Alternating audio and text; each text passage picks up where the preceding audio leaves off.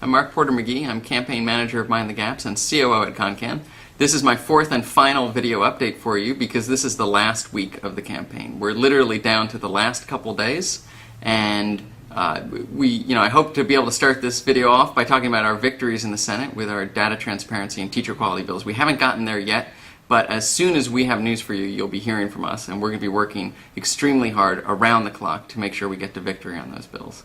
But we know that there's no silver bullet for closing the achievement gap, and we're going to have to do a number of things right in order to make the kind of progress we want. So in addition to data transparency and teacher quality, we're also working really hard behind the scenes around the third pillar of Mind the Gaps, and that's charter schools. You hear a lot about charter schools from us and others. Why do we talk so much about charter schools? Why are we so passionate about these schools? It's really about the impact they're having on Connecticut kids. These are amazing schools around the state that are doubling student achievement. They're doubling the number of students on the path to college and beyond.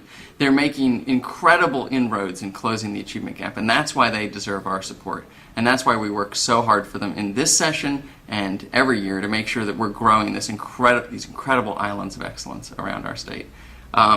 Charter school funding is something that's very precarious every year. It's funded out of a single line item in the state budget.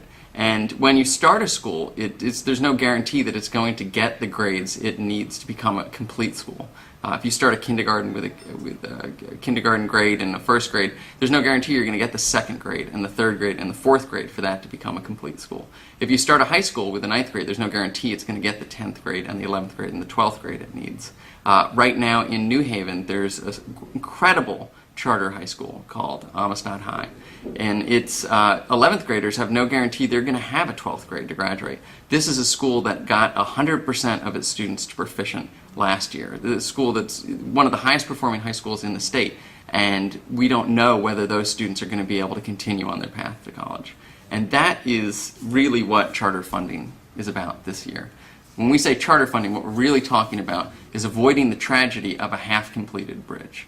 And these aren't bridges that carry cars, these are bridges that carry kids to college. And we've come so close, and we've invested so much in these schools, it would be an incredible tragedy to not take it the rest of the way. And that's what we're working on so hard this year, is to get the funding restored that we need to complete these schools that are doing so much for Connecticut kids. This is my last campaign update, and you know that we've got a lot of balls in the air. We're working really hard across all three of the Mind the Gaps issues.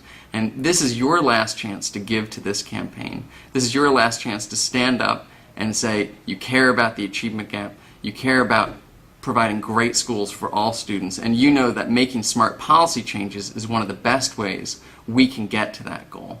So I hope that you'd click on that contribute button, you'd give to ConnCAN, and in giving you'd be standing up and joining fellow advocates across the state that this is the top issue we should be focused on, and that we need to get the job done. We need to get all the way to victory this year, this crucial year, on behalf of our kids.